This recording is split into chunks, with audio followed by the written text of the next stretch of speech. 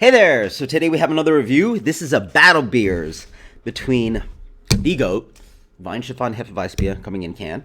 I thought it'd be fair to do can to can. And in my opinion, the best hazy Hefeweizen I've ever had, which is a Goggle Fogger from Patheads. I'm not doing this blind because in the end, I really don't have any... probably should have done it with this counter, but we'll see. I don't really have any stake in the game. This is my pick for European best, and then this is my pick for what I've had, and it is what it is. So yeah, let's pour this one first.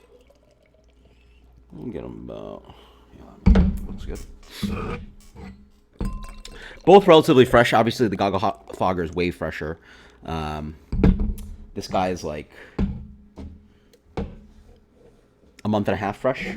This is like 4 months fresh, coming all the way from Europe. Again, well, there you go. Despite both being canned, the carb on that Weihenstephaner is no joke, huh? Just stick like that and just let it pass. Clear differences. Well, first I will say I don't have. I rinse them out, but I didn't scrub them out. But I can clearly. Actually, wait. Let me see. Lights right here. They're actually the same SRM. That's crazy. They look almost identical. Huh. At least the color. And then you could see, obviously, that the Weihenstephaner just has a bigger head. Like, I even tried to build a bigger one for the Goggle Fogger, but you can't. So, okay. There's what it is. Try this one first.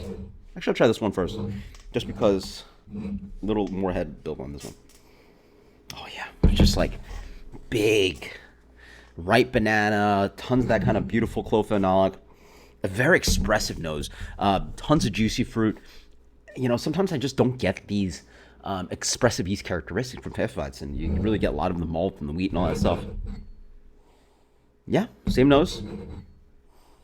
So this one's more bready, more malt driven, maybe wheat driven, but not as this is maybe out of style. It's comically ester and phenolic. Yeah, this one's just way more aromatic, which I sort of actually enjoy, because in my mind I've always argued, or not always, but I've argued that Weihenstephaner is sort of like a hazy IPA cheat code. It's like prehistoric hazy IPA because it's hazy, fruity, blah blah blah. Obviously, it does not rely on hops, but okay. Smell this one first. Oh, whatever. Let's try this one first, then. Yeah. Let's go in that order. Oh. A wonderful, rich, kind of bready sweetness, tons of juicy fruit, almost like a little bit of it almost seems like it has citrus in it, because your brain kind of tricks you into that orange slice in the Hefeweizen, but it doesn't have it even. So it doesn't even have it in there, but it tastes like it does. Tons of banana. Big, rich, creamy mouthfeel. A little bit of clove on the back end, dry beer, fluffy mouthfeel, fantastic. That's so good. So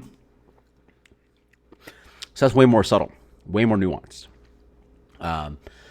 Follows like this. Order-wise, I would probably recommend going this first to this first, but it's it's a battle beer, so you're not trying to pick the order. It just is what it is. This is just way more. Subtle. Rich breadiness up front. Definitely. So it's a different kind of profile. Just like the nose, it definitely relies more on wheat. You taste this kind of oat cracker white breadiness that is sort of hidden because how expressively yeast forward this beer is, and it comes off sweeter too. Even though the beers are probably the same amount of finishing gravity, really nice finishing dryness. Yeah, that's exactly what I remember.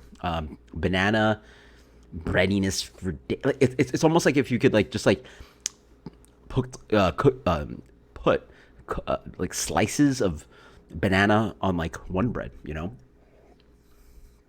little bit of juicy fruit, a little bit of clove on the back end. Stupid drinkable. I'm just thinking about this. I just want that tall Weihenstephaner glass, the one that, tall and thumbs out. Just like exactly like Crusher. Beer's like tiny, right? It's like 5.4. You know, like such a killer beer at mouthfeel, high intensity of flavors for 5% beer.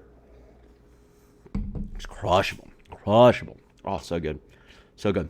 I want to sense there's maybe hints of like oxidative character on the back end, but I mean, that's what it is. That's what you get for getting beer all the way from Germany.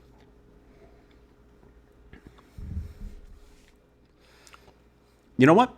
Okay. So that's my final impression. You know what I'm going to say? I honestly personally prefer the Fatheads. It's just more expressive.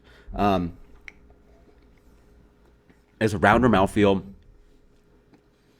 It doesn't have that like oxidative character, and it's juicier on the palate. There's more fruit esters. There's more juicy fruit. It's a full experience. But I sort of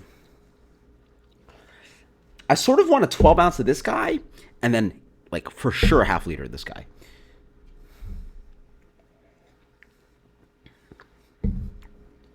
Maybe. Anyway, sort of confirmed what I thought. When I had the Goggle Fogger, call me crazy, but I sort of like the Goggle Fogger. So, not by much, you know. I forgot what I gave this guy, but like this is the goat of Hefeweizens in my mind. If it has to be something, let's say like a 99 to a 97 or 96, right? Like, you know, what are we arguing here? I will say this is just a little bit more crushable. It doesn't have so much fruity intensity, and it just comes off like, yeah.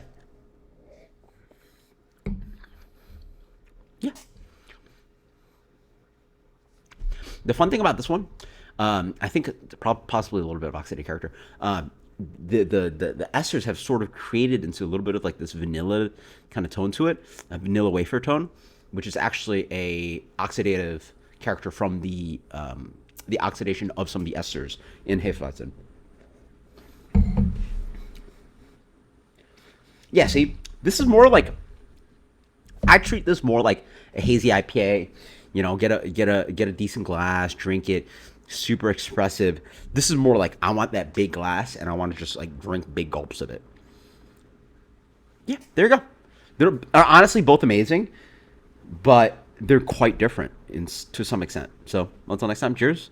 This was really fun, but I'm very happy I sort of confirmed what I thought, because when I had this, it's like, whoa, I have never had a Hefeweizen this fruity, expressive, on point.